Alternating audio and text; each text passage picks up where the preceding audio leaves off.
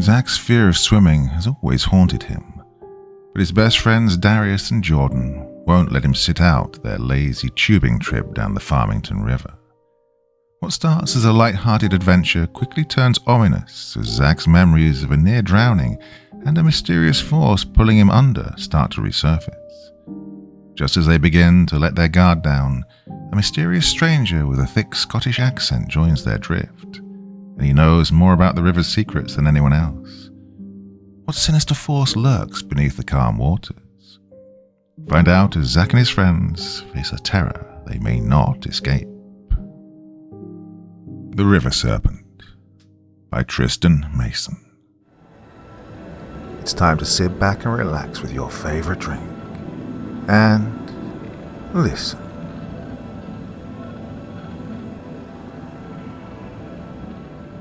My best friends Darius and Jordan learned about my fear of swimming during an impromptu tubing trip on the Farmington River. The summer after I turned 26, Darius and Jordan took me to Foxborough Park, a park that ran alongside the river. Foxborough Park had recently undergone improvements as part of the town's beautification project. My parents once described the park as being overrun by druggies and dropouts. After the project was completed, the town's lily-white, upper-middle-class community became a mainstay of the park. And we preferred the park the old way, even with its reputation, because it's our high school hangout and our getaway during difficult times. The wonders of gentrification, Jordan said, gesturing to the Black Bear Cafe, a cute log cabin-style restaurant nestled on the bank of the river. Sure, it looks quaint, with all the people sitting at those dining wood carved tables, but a single appetizer will clean out your wallet. Shut up, Darius replied, checking his phone. We've got time and I'm hungry. What do you think, Zack? You'd agree with me if your dad wasn't the mayor. Darius rolled his eyes. Yeah, sure. Whatever works. I wasn't watching the cafe at all, but a group of teenagers in orange inner tubes circling down the lazy current. Though the water flowed slowly enough for them to text, I felt a tinge of nausea through a burst of acid reflux. Hey, how long is the ride, guys? The current's slow, so probably a couple of hours, Darius said, scanning my eyes. Hey, you okay, man? Well, it's not like you can't swim, Jordan quipped. Wait a minute, I don't think we ever swam together before. Look, I can swim. I shook my head, attention still fixed on the water. I just haven't done it in a long time. Darius patted my back. You probably won't need to. The water's really shallow most of the time. Jordan chuckled. I don't know. I think my CPR certification expired. Darius elbowed Jordan, who jumped back and yelped. You guys are so uptight. Nah, your jokes are just old, bro. Exactly, we don't have to go if you don't want to. Well, it's not that. It's just, it's been a long time since I've done this. Well, tubing or swimming? Both. You have nothing to worry about, Darius said, smiling. It'll come back to you. Well, I nodded as we walked toward the cafe. He didn't realize how right he was. As Jordan droned on about gentrification and snooty Hyde residents, the memories came back to me. Memories of being 9 and drowning in the river. Memories of my late brother swimming frantically my way as I screamed and slipped beneath the surface. Sitting outside, ordering food and engaging in conversation felt all too much like clockwork. Over the years, I'd learned to tune my body into conversations while my mind tuned out. My brother's life felt like a blur most of the time, but the time he saved my life played so vividly in my mind on repeat. I locked this memory away for years, but now I remembered everything, including a feeling I'd never acknowledged before of being pulled under, my body thrashing against the waves. I couldn't remember what pulled me, just that it weighed me down like an anchor, salt water filling my eyes and lungs. Well, if he just wants to watch us, let him, Jordan sneered. He'll be bored, but he'll be safe. You've made your point, asshole. Look, I'm going. With that, the three of us walked to the base of the river, where men in olive green park uniforms were handing out tubes and life preservers. We must have arrived during downtime, because only a bearded man in a Hawaiian bathing suit stood before us. We stripped down to our swim trunks and stored our clothes and items in our backpacks within a nearby bin. Then we dragged our tubes down by a guide with tinted glasses and laid them flat where the tide met the sand. "All right, gentlemen. For your safety, keep your life preservers on at all times. If you happen to fall off of the tube, the water should be shallow enough to get back on, but be mindful of other tubers around you. And based on the river level, this ride will take you about 2 hours today. There's no eating or drinking inside the tube, as it's important to keep our water clean. Be considerate of kayakers, other tubers, and anglers around you. Lastly, leave all wildlife alone. Use the rule of thumb. If you can cover the entire animal with your thumb, you're at a safe distance, which is anywhere from 25 to 100 yards. Follow these simple rules, and you'll have a good time. We clear?" We nodded as the gentleman pushed the three of our tubes into the river. Jordan and Darius cheered while I feigned a smile. We were about 100 yards away from the base. Jordan pulled a can of IPA from his trunk's pocket, causing Darius to burst out laughing. "You always have to be the edgy one," I remarked, giving Jordan the side-eye. Jordan splashed water toward my tube, but narrowly missed as it spun toward a bend. "Live a little, Zack. For once in your milquetoast life, do something spontaneous." "Like your YouTube channel?" Darius groaned. He's not going to hunt magical ghosts and cryptids for views. I laughed, slapping my arm into the water, cutting a nice wave Jordan's way. "Better that than being a knife salesman," Jordan jeered. "Let's not kid ourselves, Zack." As the three of our tubes circled another bend past a group of young girls, I looked to the orange-tinted sky and smiled. It's good to be with Darius and Jordan, even if we were crudely roasting each other. For the past few years, the monotony of work and home kept us from enjoying each other's company too often.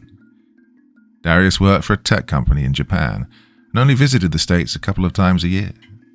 Jordan, on the other hand, was my roommate who resented the fact that I worked too often to hang out and make YouTube videos with him. Like the day's tide, we were slowly drifting apart, but for the time being, just within an arm or phone call's distance of each other. I wondered how long that would last. For the next hour, we joked and reminisced about better times as we drifted further down the river. A couple of groups of tubers had pulled their rafts ashore to have lunch or join the fishermen. The park felt very much alive that day. The man in the Hawaiian bathing suit drifted nearer toward us as Jordan boasted about his next project. "So next week, Matt Drake and I are going to go to Green Lady Cemetery. He has new EVP gear so we can try to communicate. Well, you guys are more than welcome to come along." "Thanks, but I'll pass," Darius scoffed. "You tell Zack to get a real job, but look at you, dude." As we continued to travel down the river, the old man's tube drifted closer to ours. He was listening to our conversation, not caring if we caught on. When Jordan told his story about getting chased by the ghost of Samson Rock, the man laughed heartily, causing his white Santa Claus beard to bounce off his huge belly. "You boys sure enjoy some tall tales," he said as his tube pulled up next to ours. The three of us stared at him blankly as he introduced himself with a slight Scottish brogue as Matty MacDonald. "Well, sir," Darius said, visibly indifferent, "that only makes Jordan." "Actually," I chimed in, to the surprise of Jordan and Darius, "I enjoy the stories. I just don't believe in most of them." Maddie flashed me a chipped-tooth smile, laughing heartily once more. "Well, then maybe the two of you would enjoy the tale of the river serpent. Have you heard it before, boys?" We shrugged. Jordan started and then stopped mid-sentence, admitting he surprisingly hadn't heard that one before. Jordan was so inundated with folklore, cryptozoology stories, and hearing his own stories that we were equally thrown off by his loss for words. Well, I'm not surprised. People don't tell serpent stories around these parts anymore, but when I was little, it was all anyone talked about. When I was a wee yin and my family was fresh off the boat, my mother forbade me from playing by the river. She heard stories of boys being pulled under. The boys that lived to tell about it described a sensation of sliminess and sharp scales. The stories of a river serpent spread like wildfire. "It's true," Jordan exclaimed, pulling up an article on his phone. "It's true. I have access to the New York Times archives. I found an article from 1886 about a 100-foot sea serpent that was spotted all the way up the Connecticut River in Cromwell." "Well, so that must make it true," Darius said coldly. "Second-hand account from the 1800s, before much of modern science's discoveries, and you just believe it like that. Figures. Also, we're on the Farmington River, not the... It's a tributary, you silly skeptic, which means it flows into..." "I know what it means, Jordan. Still doesn't mean you have any proof. Mr. McDonald, have you ever experienced anything?" As soon as the jolly man laughed again, Darius seemed to instantly regret his question, while I quietly grew more curious. At a young age, my late grandfather, a Navy veteran of the Second World War, told Arnold and me tall tales about a giant squid and a shark as big as the megalodon. Even though I never believed my grandfather, I found comfort in some of these stories. "Well, of course, my boys. When I was a lad, I went fishing all the time. I caught mostly trout in those days. But I remember one night, something heavy took my rod and pulled me under.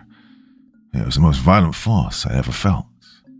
Had I not let go of the rod, I would have been like all those other boys. I haven't been fishing around these parts since. My poor Macman, or what you call grandson, he died looking for it." "Whoa," Jordan said, jaw agape. "Oh," Darius murmured. "I'm sorry for your loss. Thanks for telling us your story," I said as Matty's tube started to drift further from ours again. "Hey guys, why are our tubes going slower than his?" "Oh, shit," Darius said, looking over the side. "There are a few small holes in the seams of each of our tubes. We better bring these to the shore." Darius hopped out of the tube, noticed that the water was shallow enough that he could walk. He motioned for all of us to step out of our tubes. We all hopped out, the rocks digging at our toes, seaweed between the crevices. As a strand of seaweed wrapped around my leg, I squirmed, thinking back to the slimy feeling I felt that day when I almost drowned. Until that moment, I hadn't thought about that particular feeling, because the memory of drowning was so overwhelming. The slimy feeling triggered another memory, the fear of looking down. But it wasn't only when something pulled me under, but every time I entered the water thereafter. I never ventured further than a few feet into a pool, river or ocean, fearing what I couldn't see. After we pulled the tubes ashore, Jordan stepped aside to start yelling obscenities into the phone, most likely at his girlfriend whom he was fighting with for the umpteenth time. Darius motioned for me to come over and commented that I looked totally zoned out.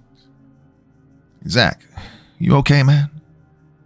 "Yeah," I said instinctively, not looking back at him.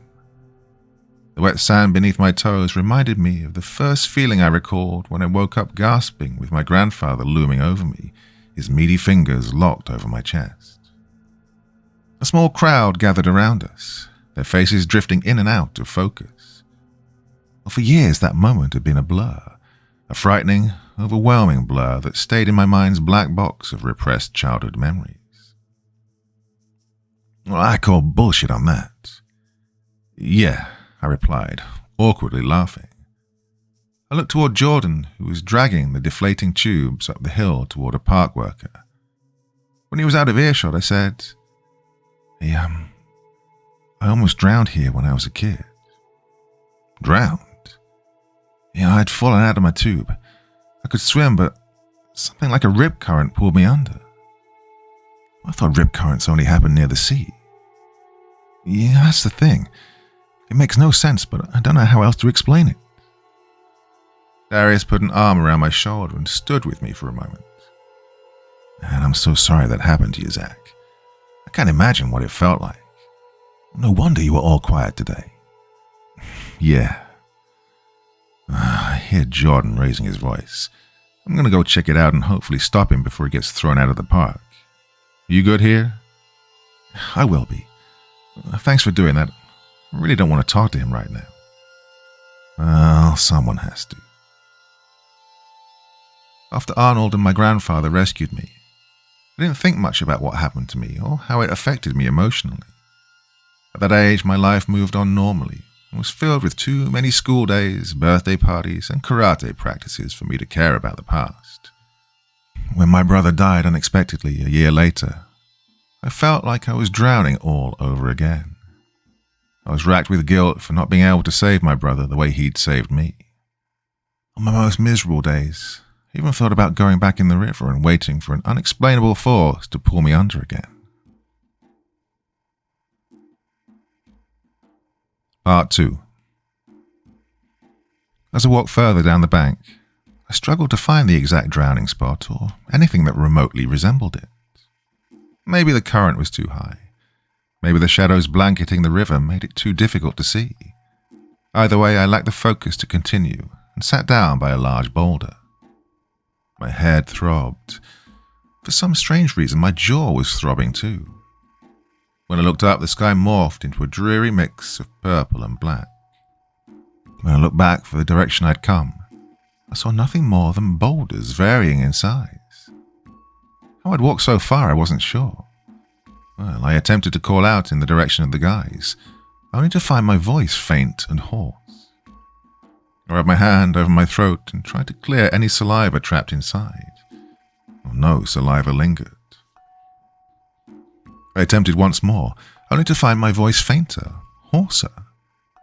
Upon instinct, I darted toward the water and splashed a fistful into my throat. I spoke first softly, and then increasingly louder. What the hell? What the hell? What the hell? My voice, audible again, carried down the river and disappeared into the wind. A few moments later, a hollow, familiar voice answered back. Zack, over here. I figured the voice belonged to Darius or Jordan, but it was higher pitched. It sounded like another voice I'd heard before, but I couldn't figure out who it belonged to. Zack, hurry up, the voice called again, this time even more hollow. It seemed closer than before. My mind was racing, trying to figure out who else would have called my name with such vigor. After high school, most of the people in my friendship circle moved to other towns or other states. After college, my last known acquaintances did as well, except for Darius, Jordan, and Miguel. Of course. It must have been Miguel. He didn't live in Hyde anymore. He had an apartment in New Haven with his girlfriend, but sometimes visited his grandparents' house on weekends. Miguel? I called back. Miguel, is that you? There was no response, only the echo of my voice bouncing down the waters and into the wind. Reluctantly, I hurried down the bank and called Miguel's name again. It must be him, I thought. No other person knew my name well enough to shout it with that intensity. Suddenly I remembered that Miguel never called me by my first name. He was the only one to call me Z since high school, an inside joke that didn't catch on with the rest of my friend group. A few minutes later, I felt the water start to regurgitate. It didn't feel like water, though. It was sour and putrid, causing me to convulse onto some nearby rocks, followed by very heavy breathing. So much for my lunch of sliders and iced coffee. The sour, putrid taste lingered intensely on my tongue, the stench permeating my nostrils. Oh, no, I whispered just as I stood up and regained my composure. I felt my body shiver, from the loss of liquid I figured, and then a sudden stream of vomit shot out of my mouth like a waterfall. I stared fearfully as I lost control of my body. The liquid wasn't green or clear, but black and slimy. I gasped as something scaly stabbed its way up my throat and into the black stream. When the stream finished, I felt like collapsing. Instead, I stared with pure terror at the black lagoon my body had produced. I must have lost blood. I must have been internally bleeding. I needed an ambulance. With my hands violently shaking, I thrust my cell phone from my tattered pockets, practically dropping it into the lagoon. I began to dial 911 as my phone drained to black. Oh, fuck. Oh, no. A jagged, black scale lay in the middle of the slime, floating upward like a submerged shark fin. I looked around frantically to find any person nearby. In a matter of seconds, I heard the voice once more. "Zack, you okay, brother?" The voice carried from the water, mere yards from where I stood. "Miguel?" I called. I looked up from my pile of misery to see a figure floating in the middle of the water, eclipsed by shadows. "Miguel, can you help?" "I can't believe you wouldn't recognize your own brother." "What the hell? Who are you?" I glanced more closely at the figure and noticed the long, curly hair draping over its shoulders. I jumped into the water and started swimming toward the figure, which just floated and swayed with the waves. No matter how close I came to the figure, I couldn't quite discern its features. I stopped 4 feet from the figure and began to tread water, my body still weak, my throat still throbbing. Something prevented me from swimming closer. "Who the hell are you?" I shouted between labored breaths. "You're not my brother." "I saved you. Why couldn't you save me?" the figure said menacingly. "You're not my freaking brother," I shouted again, clasping my throat from the pain. "What kind of sick joke is this?" "I saved you. Why couldn't you save me?" Although I was terrified, I wanted to punch it. I lunged from the water, fists ablaze, and dove toward it. "I saved you. Why couldn't you save me?" I was airborne for mere seconds before I felt something rubbery like a long, scaly fire hose immersed in mire lasso my leg so tightly that it cut off circulation to my ankles, dragging me under. I was too frightened to look down. I desperately held my breath as the same black slime I convulsed permeated the waters above me and below me. My senses were fading, but I could still clearly hear the figure shouting above the surface. "I saved you. Why couldn't you save me?" I screamed and jerked my body in every direction until I managed to escape that rubbery force. I could taste the slime, the putrid, sour slime, but I was free. I closed my eyes and pushed myself to the surface, expecting to see the figure still lingering there. When I opened my eyes and gasped for breath, there were several people on the banks, including my friends, who were madly waving at me. "Watch out!" a group of tubers yelled toward me as their orange inner tubes spun by. "You shouldn't be out there," a man in a single tube shouted, almost knocking me over. "Zack, what the hell are you doing out there?" Darius shouted. "You're crazy, man," Jordan clamored, laughing hysterically. "Get your ass back here." I froze as several more groups of tubers spun past me, shouting, swearing, and scolding at me. When I could manage to move my head, I scanned my surroundings for the figure, but it had vanished alongside my puddle of black waste back on the shore. "Yeah, you need help?" Darius shouted as another tuber spun by, giving me the bird. No, just a little winded. When the coast was clear, I swam to shore. Darius and Jordan grabbed me by the arms and pulled me up. "Oh, you don't look good, dude." "I don't understand. I threw up right here. There was blood everywhere." "You threw up blood?" they stammered in unison. "Where's the blood, Zack?" Jordan spouted. "I don't see any blood. You sure you didn't hit your head out there?" No, there was blood. I don't understand. Well, let's get you to the medical station, Darius stated firmly. Actually, I think I'm good. Okay. Yeah, I lied. My arms got pretty marked up and you know me. I freak out at the sight of blood. I think I threw up water and got confused. Sorry, guys.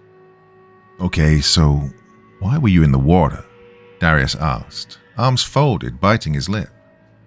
I thought you were too uncomfortable to swim. I wanted to wash off the blood and then I had the urge to swim to take my mind off things. Well, I thought you didn't want to swim, Jordan postured, scratching his head. None of this makes sense. I hated lying to them. I was bad at lying and my friends could always tell. And this time proved no exception. I knew, however, that Darius would take the overly cautious approach. Jordan wouldn't gush over my story and exploit my state of mind as an excuse for some supernatural expedition for his YouTube channel. Before I dug a deeper deception hole, a yelling woman redirected our attention. At first glance, it seemed like nothing more than a mom scolding her 10-year-old son. But the question, "What are those marks?" sparked our curiosity. We cautiously walked down the bank in their direction. We tried to be discreet, but our quizzical looks, hushed questions like, "What did she just say?" and Jordan's snickering made our intentions and presence obvious. We'd fallen into the mode of the small-town gossipers that we swore we'd never become when we left for college. And our curiosity quickly turned to concern upon seeing the jagged slash marks on the boy's arm. The woman shook the boy and kept repeating questions such as, "What happened, Kalen?" and "Are you okay?" He did not respond. Kalen kicked a cloud of dirt underneath him and stared blankly into his mother's eyes. His blue eyes were unblinking and vapid. No matter how hard she shook his shoulder or how loudly she yelled, he remained unfazed. "I'm sorry to intrude, but is everything okay?" Darius asked. The woman adjusted her shirt, wiped her face and nodded. "Can I get help?" "No," she said, sniffling. "Kalen's on the spectrum. Sometimes when stuff like this happens, he just shuts down. I'm sorry. I must have sounded like a crazy person." "Nah, you're good," Jordan said, kneeling down toward the boy. "Hey, buddy. Those are some gnarly marks there. Did you get those swimming?" The boy responded. He was staring in our direction now with the same vapid expression. "Kalen loves swimming," his mother said. "He's a very good swimmer, but I'll tell him not to go too far. I should have kept my eye on him, but he hates what I'm watching." "Where did you get those?" the boy whispered. It took a few moments for me to realize that the boy was speaking to me. His eyes were wide now and almost fearful. Kalen stared intensely at my leg, which I hadn't realized until that moment shared the same set of slash marks, and I grimaced. "Where did you get those?" "I got beat up swimming." "I hate it when people lie," the boy replied, raising his voice. He was still staring at my marks. I was taken aback at Kalen's alarmingly accurate perception. "It got you, too." "What?" I stammered. "What did you say?" "I hate it when people lie," the boy repeated, this time shouting at the top of his lungs. Sky blue eyes locked deeply onto mine. Jordan and Darius exchanged worried glances. Kalen's mom reached to grab his arm, but he smacked it. "It got you too. He'll get everyone." "Oh, I'm so sorry. He's never like this. Let's go home, honey." Before any of us could ask Kalen what he meant, his mother grabbed him by the arm, dragging him forcefully away. His face turned many different shades of red. As Kalen's mom pulled him down the bank, he screamed, "He got you too. He'll get everyone. He got you too." "Well, that was terrifying," Jordan said after a long time. "Maybe you should tell us what the hell's going on," Darius remarked, glaring uneasily at the boy until he was out of sight. Let's start with how you got those marks and save us the lies. You wouldn't believe me. I mean, Jordan will, but I don't even believe it myself. You saw the serpent again. His tone was a predictable mixture of concern and excitement. Did it get you? All I know is that something got me when I was swimming. It wrapped around me. I don't know what it was. It felt like the same thing that grabbed me when I was a kid. I didn't even dare tell them about the figure, as I didn't even know how to describe it or if it was real. Maybe I'd hallucinated the whole thing. But why could I see its menacing shape so vividly in my mind? Why could I still hear that voice that sounded like an otherworldly version of my brother's? Don't start that shit again. Zack, do you think it was an eel? Come on, bro. Zack doesn't think it was an eel. That's just stupid. Not as stupid as your serpent idea. American eels live in rivers, and I read somewhere that the largest one's 7 feet. Yeah, 7-foot eel just pulled him under the water. Eels don't do that. You heard what Maddie said. This is classic serpent behavior. Oh, Maddie's a kook, and you're exhibiting pure kook behavior. Shut up. Stop arguing. You're not helping. I groaned as I walked back toward the river. The sky started to darken again as a low wave died upon the shore, dampening our shoes. Look, I don't know what I saw. I don't know what got me. What that boy said scared the shit out of me, and I want to go home. But there's got to be a rational explanation. Darius, nothing about this day is rational. Oh God, Jordan, why are you getting into the water? Jordan? Hey, you guys didn't hear that? Some girl's calling my name. What the hell? Who is that?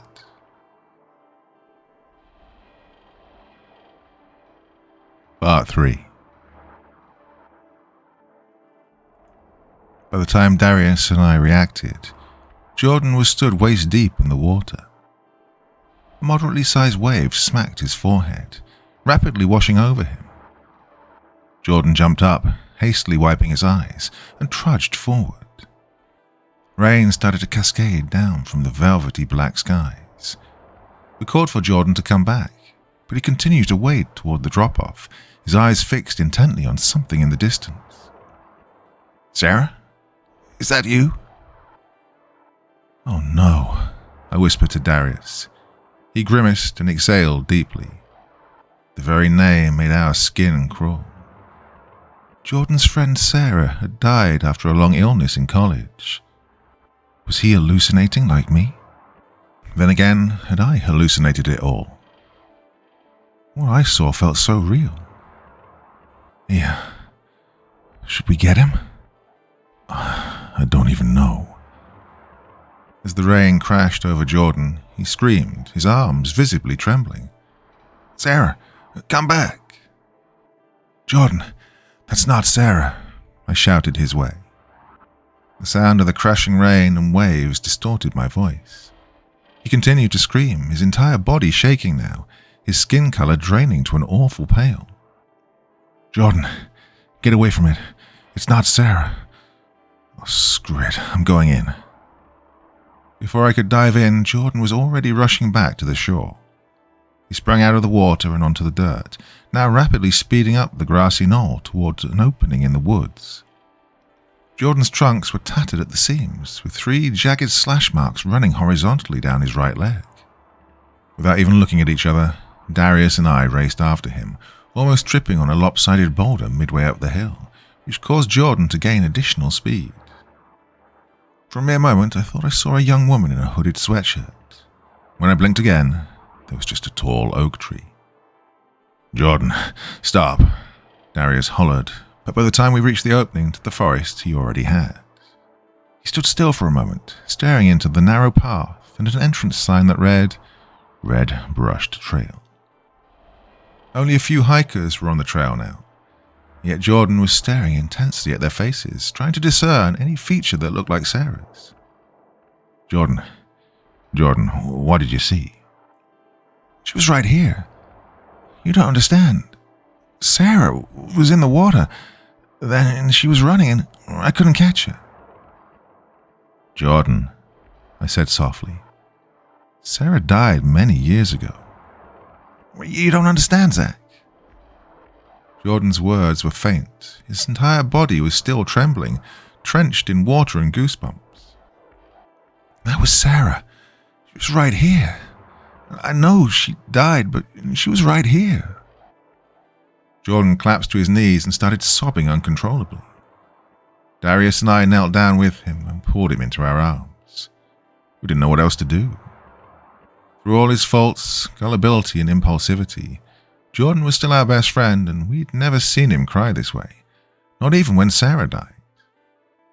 It was around this time that Jordan had thrown himself into his supernatural YouTube channel, the channel they'd started together. Well, the channel became his escape and his mission to honor her. I feared what would happen to Jordan if the supernatural ever threatened the world of his. Darius and I didn't bother to question what Jordan saw. Once we helped him get under control, he expressed his desire to walk back to the parking lot. We didn't blame him. Unfortunately, it was getting darker and the red brush trail was the only way we could return to the front of the park, which extended over 2 miles in length. We had no other choice but to head down the path. Jordan's face stayed red and puffy, his eyes looking somewhere far away. We knew of no words or phrases that would ease Jordan's pain. We may have been Jordan's best friends, but Sarah and Jordan connected on a much deeper level, ever since they'd been assigned lab partners in high school biology class. They shared the same undying love for horror, attending horror movies and conventions regularly. Jordan loved her deeply, even more than he did his current girlfriend, but was always too afraid to express that love. It's getting pretty dark, Jordan said, sniffling slightly. We should use the flashlights on our phones. Oh, damn, I left my phone back in the bin. I don't have a waterproof case like you guys, Darius remarked. I'll try, Jordan. I only have about 30% battery life on my phone. That'll be enough for now. After about 10 minutes of silent walking, Jordan started to apologize, but we reassured him that there was no need to. The flashlights on our phones illuminated a trail of leaf litter that wound through twists and turns, past a repetition of sycamore and birch trees. Despite the trail extending only a couple of miles, the distance seemed longer in the dark. We had to squint to see the red blazes on the trees. When the battery on my phone started to rapidly drain, I shut off the flashlight and pulled up a trail app on my phone, typing in the park and trail name. What do you do that for? Jordan inquired uneasily. We need to save battery. Besides, the All Trails app says we only have a mile to go. Hey, guys, Darius shouted. We were surprised to find him a few yards ahead of us, with a medium-sized brown lab sitting by his feet. The dog had long floppy ears and a peculiar white speckled pattern across its nose and fur. Yeah, someone left their dog here. What should we do? Jordan rushed over to the dog's side and started rapidly petting it. I don't know, but it's really cute and friendly. It kind of looks like your old dog, Gus. This comment gave Jordan pause. Darius's eyes were wide and misty. Gus ran away when Darius was a teenager. I immediately regretted saying this, as he couldn't look at brown labs for years following the dog's disappearance. Oh my God, Darius whispered. He stroked his back profusely. Gus, it's really you. It's really you, buddy. Gus, oh my God. You even have that scar from your surgery. Wouldn't Gus be, really old? Jordan said. Wait. You're right. It can't be, I commented. I'm sorry, guys, but he looks like a young dog and will be well over 16 and, I stopped my words short as soon as I saw the scar that stretched the length of the dog's back. It was the same scar Gus had after taking a fall on a hike. After surgery, the veterinarian told Darius and his family Gus was lucky to be alive and may not fully recover from his injuries. We all took turns stroking the dog's back now, not realizing that one of us accidentally reached the dog's scar. Gus yelped and scampered off the side of the trail. "Gus!" Our words echoed simultaneously as we took off after him, ducking under branches, stumbling out of the opening to the knoll, prickers stringing to our trunks. Gus darted down the hill and into the river, splashing through the waves that struck the shore. As Darius picked up speed and hustled toward Gus, rain cascaded from the sky once more. We could barely keep up with Darius, the former star of Hyde High School's track team. As hard as we hustled, we were no match for Gus, who sped around the shore's bend and out of sight. Darius doubled over, breathing rapidly. Darius was still about 50 feet in front of us when he rose and started shouting into the waters. "It's not my fault he ran away. It's not my fault." We weren't sure why Darius shouted this phrase. We grew increasingly worried when he started repeating it. When we caught up to him, he was screaming at the top of his lungs. "It's not my fault he ran away. It's not my fault. You can't blame me anymore." I'd never heard Darius scream like this. We grabbed his shoulders and pulled him back, and he still screamed into the waves until his voice was hoarse, and he needed to catch his breath. "I heard my father's voice," he said, whimpering just like Gus did. "I heard his voice from the water. I heard his scornful, awful voice." "It's not real," I said. "It's not real, Darius. Guys, I saw something in the water too. It was a figure that looked just like my brother. It wasn't my brother, though." "What's doing this to us?" Jordan whispered, still holding onto Darius's arm. "It doesn't make any sense." "When I was 16, Darius started. As he spoke, I noticed someone standing on a boulder in the distance, looking out into the ocean. It looked like the old man in Hawaiian trunks, but I couldn't be sure. Other than him, the shore was completely vacant. My dad and I got into a screaming match when I came out to him. Gus got scared and escaped through the front dog door. We chased after him, but could never find him. This only made my dad scream and blame me more. I know this sounds crazy, but I heard those exact same words." "It's not crazy," I said. "Unless we're all crazy." "You're not crazy." We turned to see Matty standing before us, this time wearing a plaid shirt over his trunks, devoid of any jovial expression. "Oh, I'm sorry to intrude, but... do you live at the park or something?" Darius jeered. "No offense, but it's kind of creepy that you're always around us." "I know you're upset, but be nice," I said. "He wasn't the one who made you see those things." You're fine," Matty responded in a solemn tone. "The park is my backyard, and I heard the three of you screaming your lungs out all day. You can't blame me for being curious. You saw something." We nodded in unison. "You saw your innermost fears and regrets." It took a moment to process this sentence, but we nodded again. "We saw visions, Maddie," I said. "We saw them in the water. My brother, Jordan's deceased friend, and Darius's dog that ran away years ago. What the hell is happening?" He sighed. "You don't have to see the serpent to be affected by it. It makes you see your innermost fears and regrets deep within the water. It lures you that way." "I felt something pull me under when I was 9, and today, right after I saw a figure that looked like Arnold. I knew it wasn't my brother, but it got me anyway." "Wait," Darius said. "This is insane. I know what we think we saw, but it could be our mind playing tricks on us, Parasuggestion or something." "Well, you're reaching." Jordan patted his back then. "We know what we saw." "Maybe I am, and maybe we did, but it's a reach to say it's some mystical sea serpent." "How can you be so sure?" "Well, I was shocked by my own words. I wasn't one to fall for paranormal or cryptid stories, but we had no other way to explain what we'd seen. Maybe Maddie was a kook, like Darius claimed, but at least he had an explanation. Maddie rolled down his sleeves and grunted. Well, whatever you decide to believe, be careful out there. It's past this old man's bedtime. Maddie bid us farewell and continued down the shore for another mile to the parking lot. By the time we grabbed our supplies from the bin and reached the front of the park, the skies were pitch black and there were only a few other campers by the shore and cafe. Only a handful of cars, including ours, remained in the lot. As much as we wanted to figure out what we'd seen, we were too tired and confused to carry on.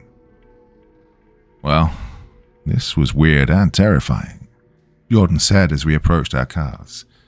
I never thought I'd say this, but I never want to hear the word serpent and innermost fears for a long time. Darius laughed nervously. For once, I agree with you. I don't know, I said. None of this makes sense. Well, we can figure it out in the morning, Zack. I was surprised to hear those words come from Jordan's mouth. Or, not, Darius said as he stepped into his Ford Focus. Let's get some sleep, guys, and put this day behind us. Darius and Jordan drove out of the parking lot as fast as they could. I stayed. I couldn't leave after all that had happened to us, not without figuring out what we truly saw. Part 4.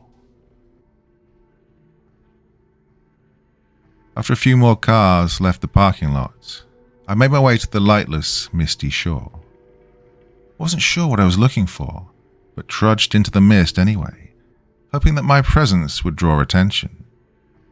My brother's voice echoed in my head, but I was pretty sure that was my imagination. It was easy to shut that out. But I also heard Sarah's voice saying, "There's something really cool in here." Mayor Johnston's voice followed, screaming, "You're a disappointment like my son." It wasn't clear if the words were coming from my mind or from the waters, but these weren't the words that Darius or Jordan heard. I also heard Gus howl too. These words and sounds consumed my mind so intensely that I barely noticed Kaylin's mum bundled in a large hoodie, her bare feet touching the waves. "Oh, hi there," she said with a slight smile. "I didn't expect to see you here. I don't think I introduced myself. I'm Irene, you know Kaylin, of course." "He's out there again?" "Yeah. I'm not a bad mother, I swear. He goes night swimming with his grandfather sometimes."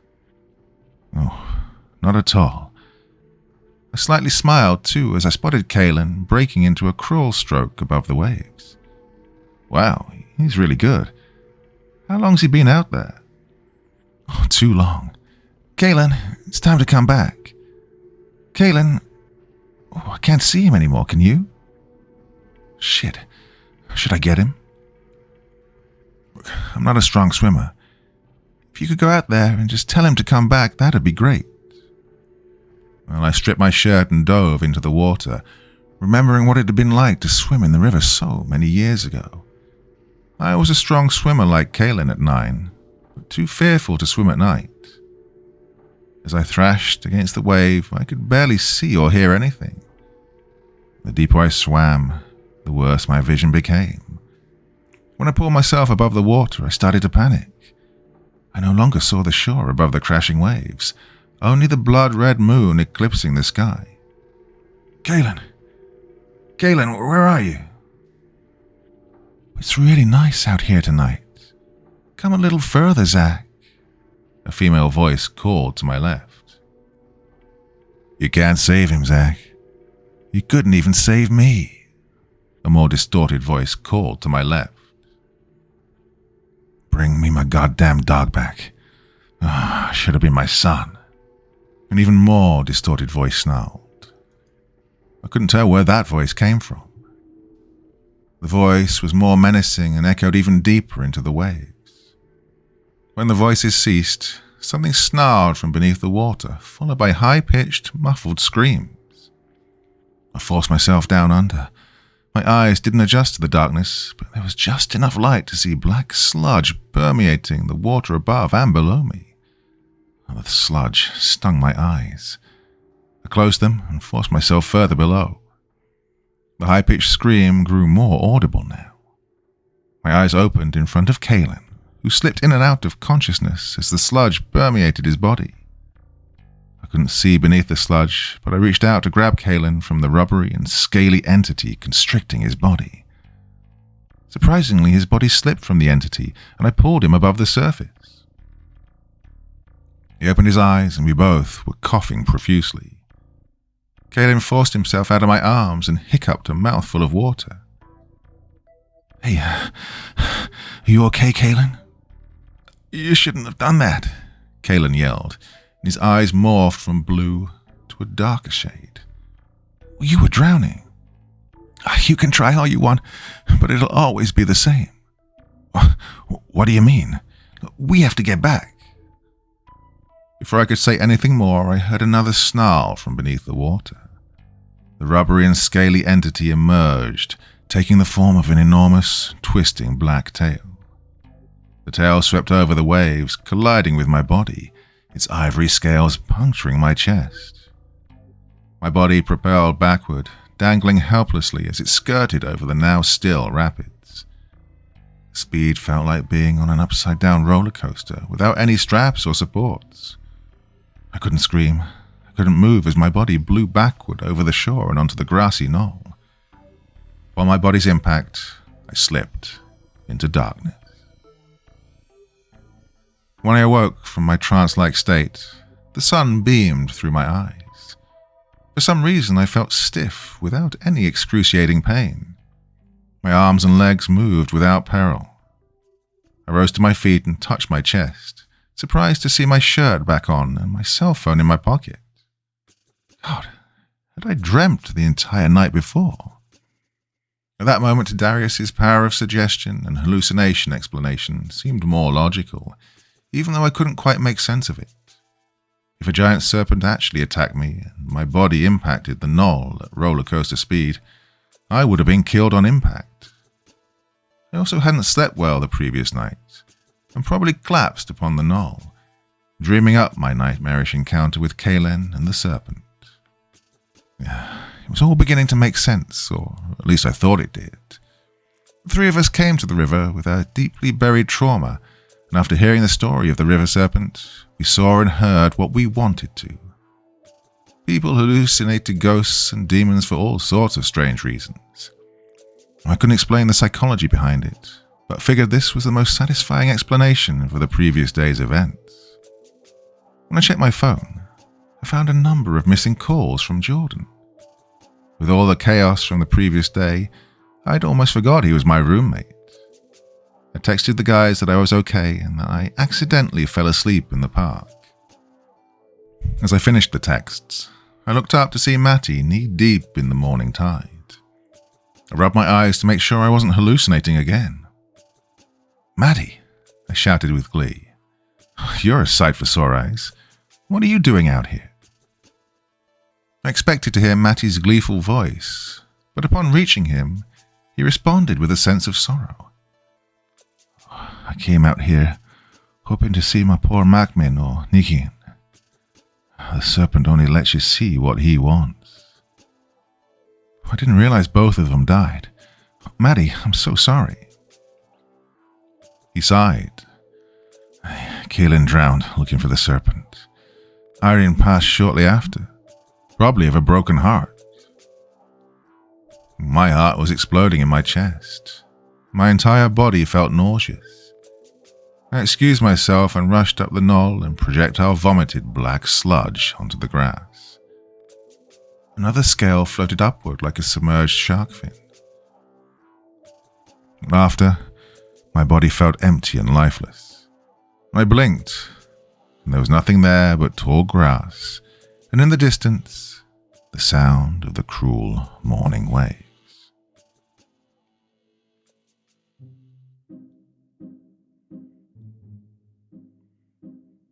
Well, my my dear friends. I have no idea what to make of that one. Very intriguing, weird, and wonderful story. Something about it just struck a chord in me, and I thought I have to read that for you on this fine Friday evening. Well, I hope you're all having a wonderful day. It's very unseasonable weather here, up in the 20 degrees for the end of October, so I've been out and about today, so it took me a bit of a while to record that one. Anyway, weird story. Hallucinating or not? What do you think? Thoughts, feelings, anything else you want to say in the comment section below the video, and then as ever I will do my best to respond to whatever you say. Oh god, this isn't making any sense. Why do I don't know. Anyway, I should shut up, that's what I was going to say. Anyway, so I appreciate all the recent comments about me not being an AI voice channel, and it's becoming increasingly obvious that a lot are. Some of them are being very successful, which is kind of annoying because I do put an incredible amount of work into this. And a lot of you jokingly said, well, we can tell you're not because of the occasional errors that you leave into your recordings. Yes, they are occasional, and yes, they are errors, not done on purpose.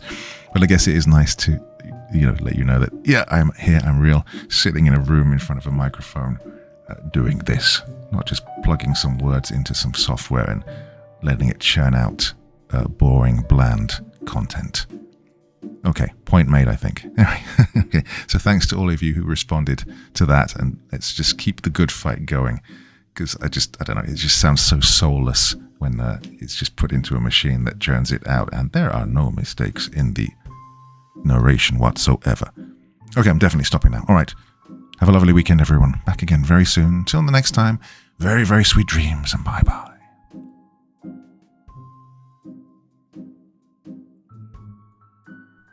Thank you so much for taking the time to listen to this story today. Really means a lot to me and to the author of the story, of course.